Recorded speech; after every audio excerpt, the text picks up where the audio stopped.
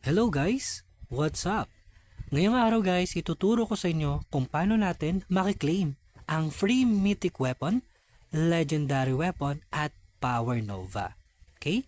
So, tara, gawin na natin to guys. So, click nyo muna yung nasa kaliwa yung screen, yung Wings of Vengeance, and then marere-route kayo sa tinatawag nating catch tracker. Okay? So, sa catch tracker na to guys, meron tayong mga requirements na kailangan gawin para makuha itong mga weapon na gusto natin. So, click natin ang AK-117 which is the mythic weapon. So, kung mapapansin nyo guys, meron siyang requirements na nakalagay sa ibaba para maklaim natin ang AK-117. So, kung mapapansin nyo guys, merong progress na nakalagay. So, parang may ticket tayong kailangan makuha. Ang tawag dyan guys ay shards. Okay? So, kailangan natin makakuha ng 500 shards para ma-claim ang AK-117.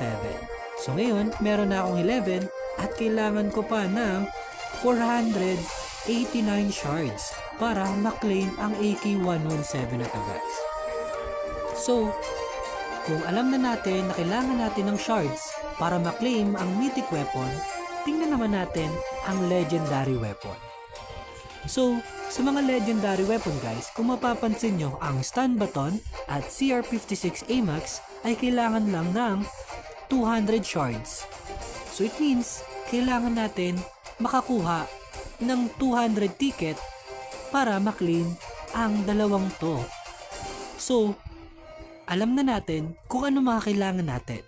So, 500 sa mythic weapon, 200 sa legendary weapon. Paano nga ba natin makukuha ang shards na to? So ngayon, ituturo ko sa inyo paano makuha ang shards. So, click nito ang how to get.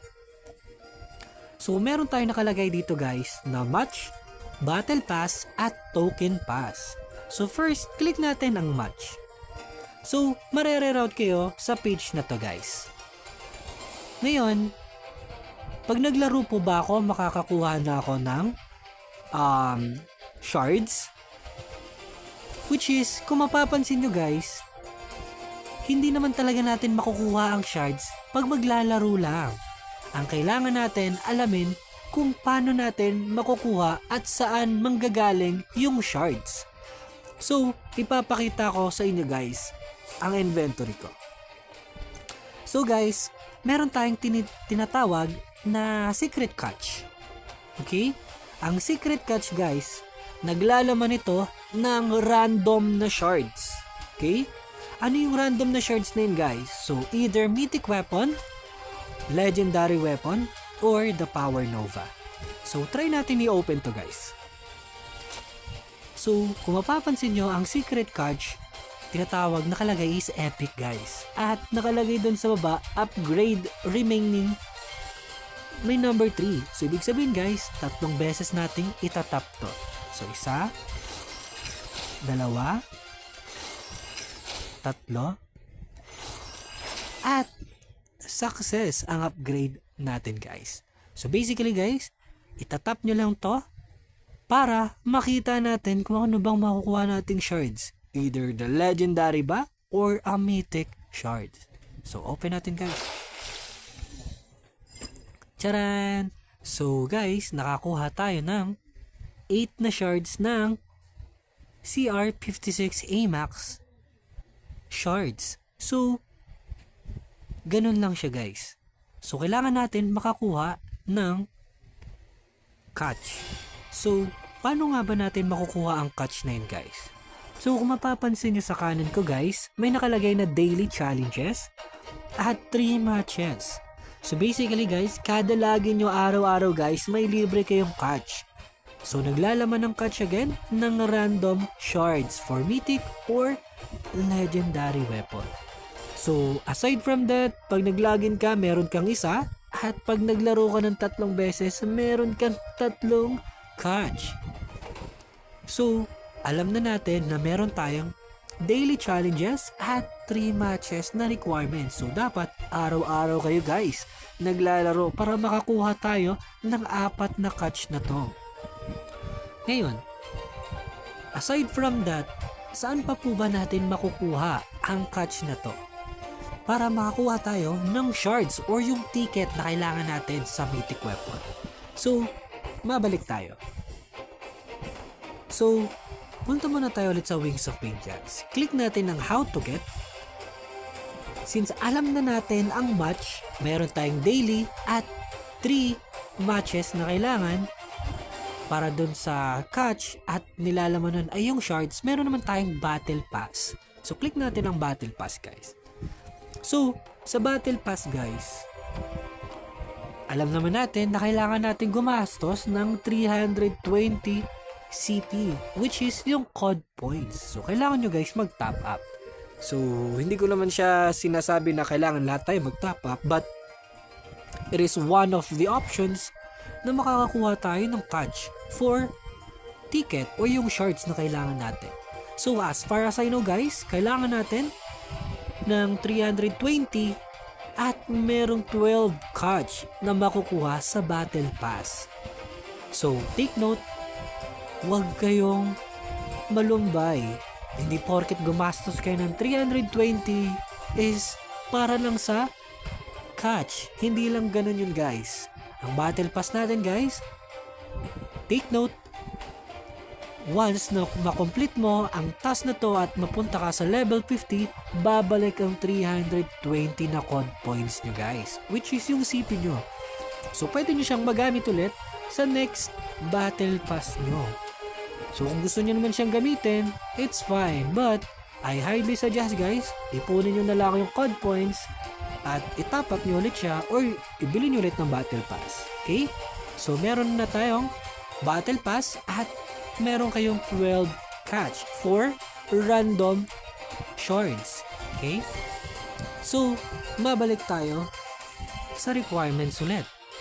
So alam na natin ang daily, alam na natin ang battle pass, meron tayong last, ang token pass.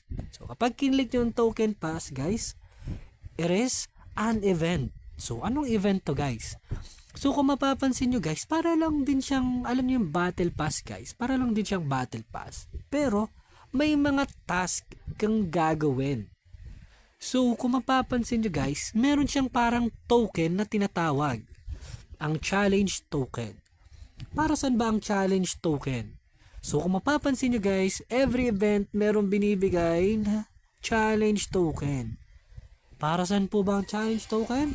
Eto yan guys, kung mapapansin nyo sa gilid, may exchange na nakalagay. Click nyo lang yan at click nyo ang secret catch at pwede nyo magamit ang medal na to o yung token na to para sa secret catch. So yun nga lang guys, hanggang 5 beses lang natin magagamit ang catch dito. But meron kayong options guys na mag-trial ng legendary weapon. Wala nga lang mythic weapon. Siyempre walang ganon guys. So but meron tayong legendary weapon guys for 100 challenge token. But one day nga lang siya guys, na-expired pa rin siya. So ngayon, alam nyo na kung paano makakakuha ng shards. Ano pang hinihintay nyo guys? Mag-grind na kayo. At maraming nagtatanong, meron po bang mas madalian yung hindi na po kami mag-grind? Meron guys. Mabalik tayo sa event ng catch tracker. Kung mapapansin nyo guys, sa itaas, sa kanan, meron nakalagay na store. Ano yung store na yun guys? Click nyo lang yan guys. At pwede kayong bumili ng shards gamit nga lang ang CP, which is ang COD points nyo guys. So kailangan nyo mag-top up. Hindi ko to sinasuggest, but para lang to sa mga taong ayong nung mag-grind or yung may mga kaya, alam mo na. So ang gagawin mo lang naman dito guys is itatap mo lang at ilalagay mo kung ilan pa ang kailangan mo. Let's say 500 ang kailangan ko, but it will automatically deduct guys kung meron ka ng shards, okay? So kung mapapansin nyo, kailangan ko na lang ng 10,269 CP para sa 489 shards. So Ganun lang din ang gagawin nyo dito sa mga legendary weapon. Ilagay nyo lang yung kung ilan na lang kulang sa mga shards nyo. You don't have to worry guys, it will automatically deduct kung meron na kayong shards, okay? So kung mapapansin nyo guys, 10 plus or 10k ang kailangan ko. Para na rin ako nag-draw ng mythic weapon neto guys.